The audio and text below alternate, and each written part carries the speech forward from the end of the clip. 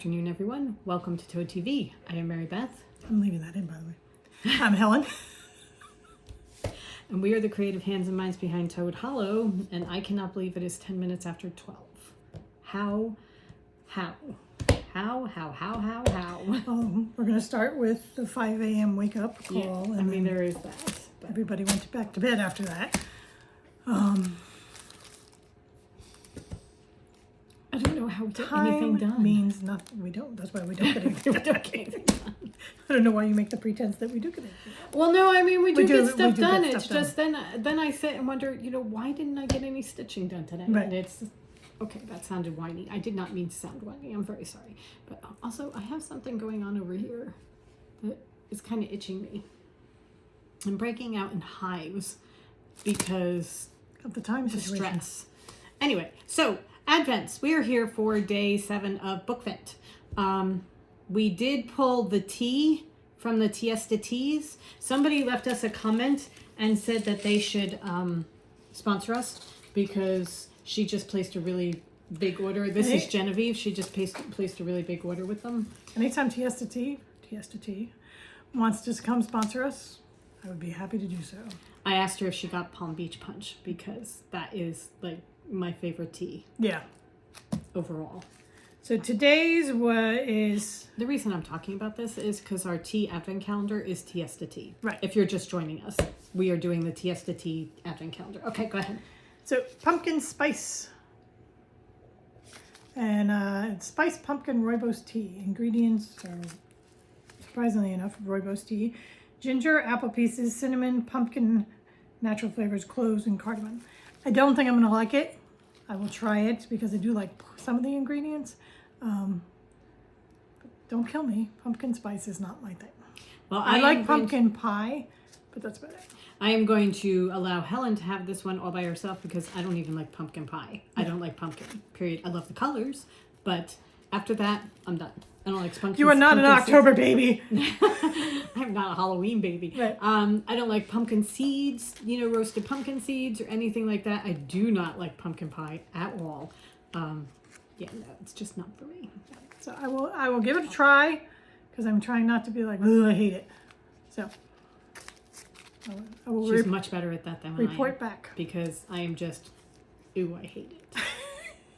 This morning I had my peppermint candy cane lane from Trader Joe's, so she's happy. I was a happy little camper. She was. I had one of our Montana teas. I had Montana Gold, I think it was. It was a cinnamon-based tea. It was very nice. It was really very nice. It was kind of chai-y. Yeah. So it was good. Yeah. Warming. I liked it very much. Very good for a cold, snowy day, which is, it's flurrying here. Right. But what you don't Snowflakes know, came down. You may hear it. There's a quiet rumble because we have a heater under the table blowing on both our legs because chilly in the castle today. If it drops below a certain temperature and we don't get sun, then it's chilly in the castle. Chilly in the castle. Okay. Shall we do books? Because that's the big thing. Yes. All right, here we go. Today's pick, mythology. This is a good one. Okay. I'm hoping this is a good one. Okay. Oh, I'm not sure. I'm not for sure that this is a good book. It's just this is a good category. Yes, it is a good category. I went a little bit different. Okay. Well, not really different, but just a little bit different. Okay, so mine is The Witch's Heart by Genevieve Gornichek. Men die, gods die, she lives on. Is this Circe? No. Okay. Angrboda's story begins where most witches' tales end, with a burning. A punishment from Odin for refusing to provide him with knowledge of the future. The fire leaves Angrboda injured and powerless, and she flees to the farthest reaches of the remote forest. There, she is found by a man who reveals himself to be Loki, and her initial distrust of him transforms into a deep and abiding love. Oh, is this Loki's partner? Yeah. Their union produces 3 unusual children, each with a secret destiny, who Angrboda is keen to raise at the edge of the world, safely hidden from Odin's all-seeing eye. But as Angrboda slowly recovers her prophetic powers, she learns that her blissful life and possibly all of existence is in danger. With the help of the fierce huntress Scotty, with whom she shares a growing bond, Angrboda must choose whether she'll accept the fate that she's foreseen for her beloved family or rise to remake their future. From the most ancient of tales, this novel forges a story of love, loss, and hope for the modern age. Oh my God, that sounds fantastic. Doesn't it sound really good? Oh, that sounds really good. Okay, I'm excited about it. All right.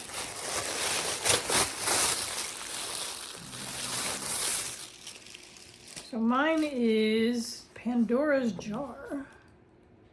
Women in the Greek Myths. The tellers of Greek myths, historically men, have routinely sidelined the female characters. When they do take a larger role, women are often portrayed as monstrous, vengeful, or just plain evil, like Pandora, blamed for causing all the world's suffering and wickedness when she opened the forbidden box. But as Natalie Haynes reveals, in ancient Greek myths, there was no box. It was a jar, which is far more likely to tip over. In Pandora's Jar, the broadcaster, writer, stand-up comedian, and passionate classicist turns the tables, putting the women of Greek myths on equal footing with the men.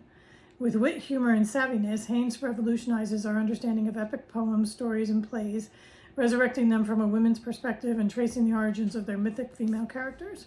She looks at women such as Jocasta, Oedipus's mother turned lover and wife, turned Freudian sticking point, at once the cleverest person in the story and yet often unnoticed. She considers Helen of Troy, whose marriage to Paris caused, she's got caused in quotes, the Trojan War, a somewhat uneven response to her decision to leave her husband for another man.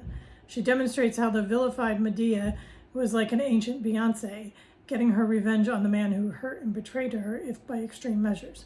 And she turns her eye to Medusa, the original monstered woman who had her hair turned to snakes as punishment for being raped.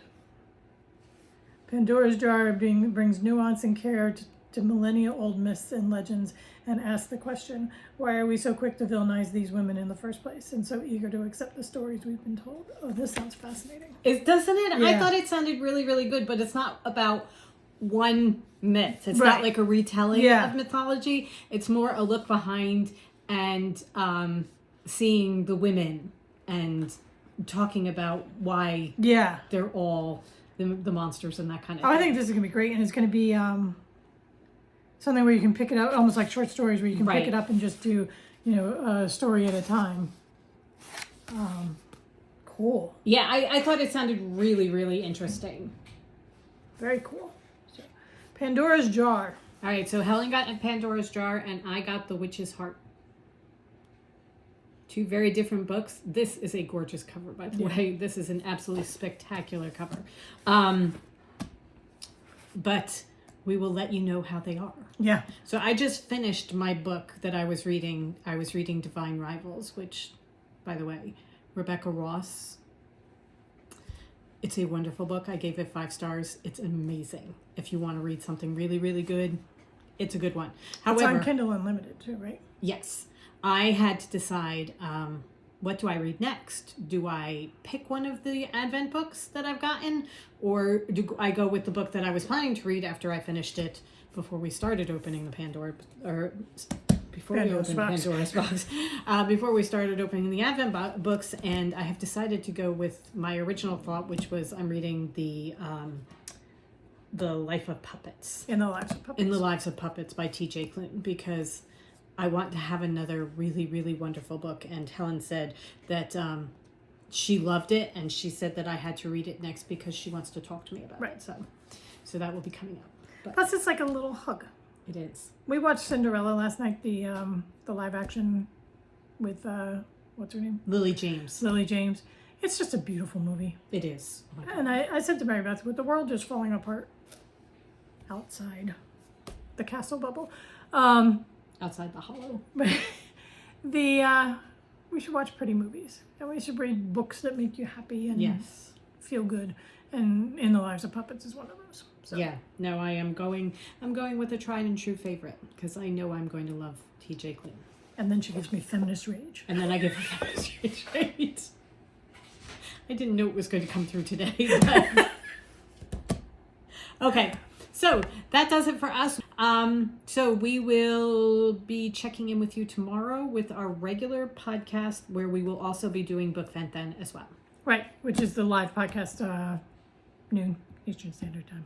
Right. Okay. Come join us. Yeah. All right. Have a wonderful day, everybody. Go forth and create. And we will see you tomorrow. Bye. Bye.